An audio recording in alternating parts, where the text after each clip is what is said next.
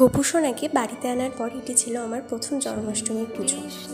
তো সেই কারণে আমি খুব এক্সাইটেড ছিলাম।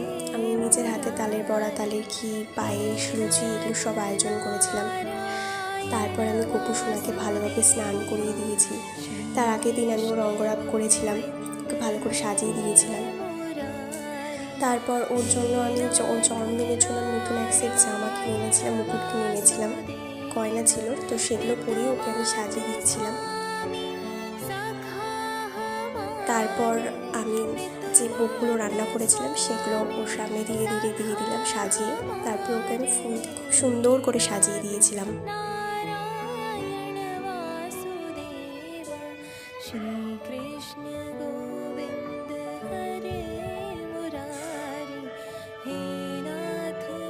তারপর বিকেলবেলা ওর যেহেতু এটা ফার্স্ট জন্মদিন আমার বাড়িতে ওর আসার পর, সেই জন্য ওর জন্য আমি একটা গিফট নিয়ে এসেছিলাম।